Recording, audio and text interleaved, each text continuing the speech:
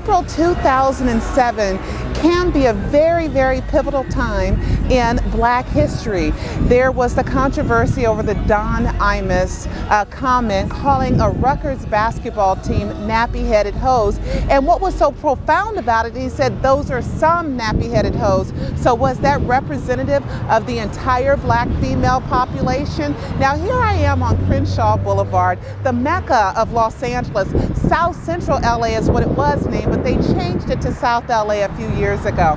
Now there was a Sister Speak venue that was held by Thandi Chura Morenga, and she is a talk show host on KPFK radio here in Los Angeles. And she created a forum in which she invited Black women to come and discuss how they felt about being Black in America, how to being a woman in America, and also about the Don Imus comment calling Black women nappy-headed hoes. Does it matter that it comes out of someone from the hip-hop community? Does it matter if it comes out of an old 66-year-old white man? Did it bring up things about Black women being raped back in the day, about our hair being less than normal, about the worthlessness of Black women? Is it hip-hop's fault? Is it the fault of society? Is it the fault of history? Well, that's what we're going to talk about today here on True Talk Straight Out of LA.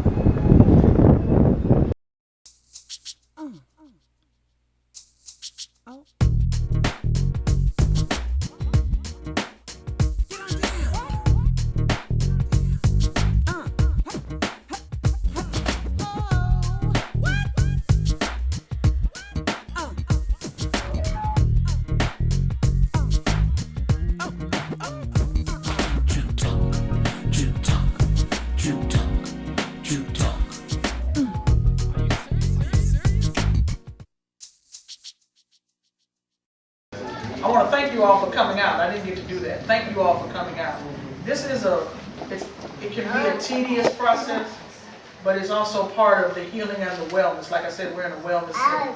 Talking and dialogue and Black people talking amongst themselves. We don't have many outlets to do that. I guess I was pretty good. They called me in several times, and I came very close to the truth. And it was a woman director. And she came to me and said, I just want you to know that you are our first choice.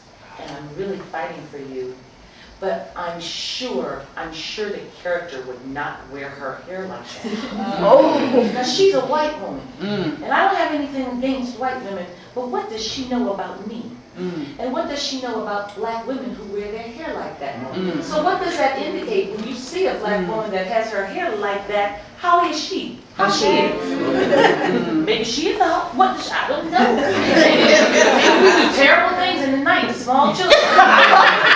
There's something about it that makes them sure that she would not wear her hair like that. Right. And I don't understand why. So I came here because I was hoping you all could lead me to some answers about what's so wrong about my hair.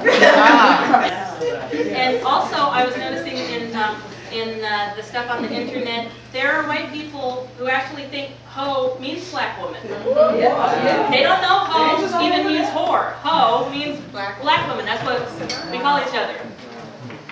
Something that you said about the definition of the word H-O. If you actually look back to the dictionaries that were still published in the 80s, if you looked under the word wench, it would say Negro American woman. If we're using those words that they have given to us, we are wrong. Yes. And we must awaken our young people to understand they are bigger than those words. Imhotep was greater than those words. And he didn't need to use those words. So we just need to awaken our children to their greatness.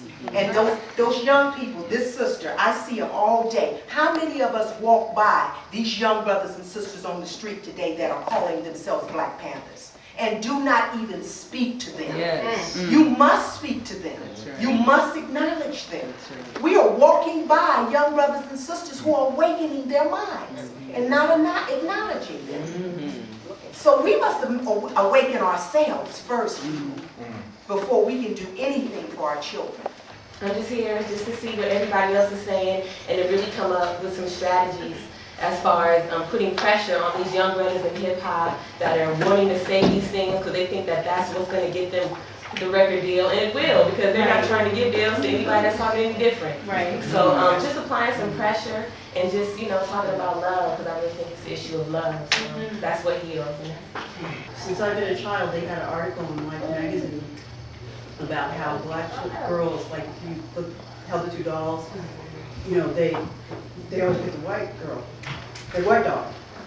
And I was always upset by that, even as a small child, and I'm like, well, how come they didn't talk to me? I never picked a white doll. No, but I mean, seriously, they never talked to, no, what I'm saying, like, they never talked to a person like me who never wanted to be white, who never thought that that was better than me, ever. I think it's because it's like 400 years of stereotypes about black women all wrapped up in that statement.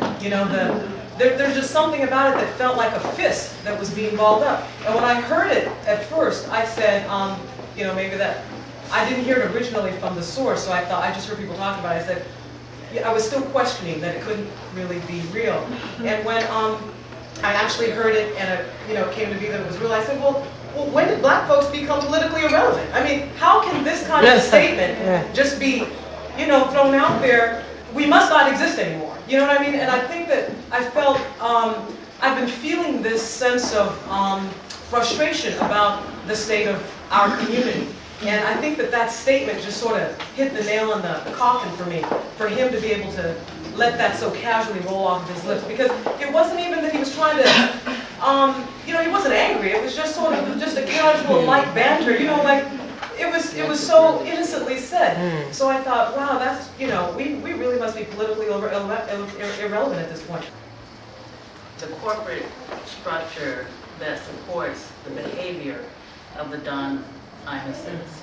And when they fire a white man in an environment like that, they're going to fire 50 other black folks behind the scene. And this happens all the time. I think those who work in the corporate media, who's worked in civil rights for a long time, we've seen this happen time and time again. And so if we have an opportunity to stand up, I'll join forces to go march in somebody's corporation in front of the building to let them know you instigate these things by supporting this culture among your hierarchy. You have, we won't tolerate it. Here's my face.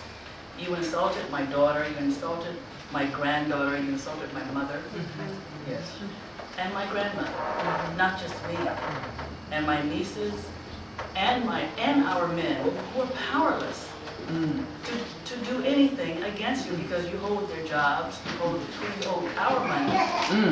We're in that. We're at a certain point. It's okay for us to get together and stand up. I like the T-shirt. Don't fall in love. Stand up in it.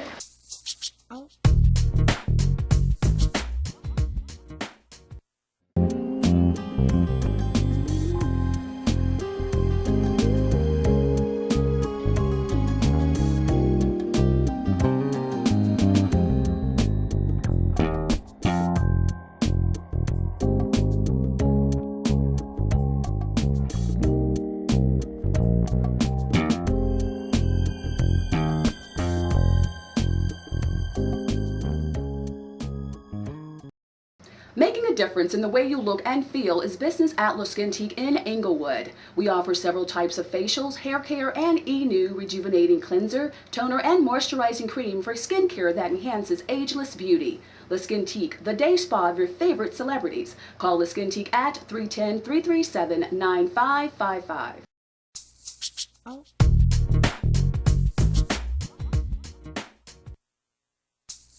Oh.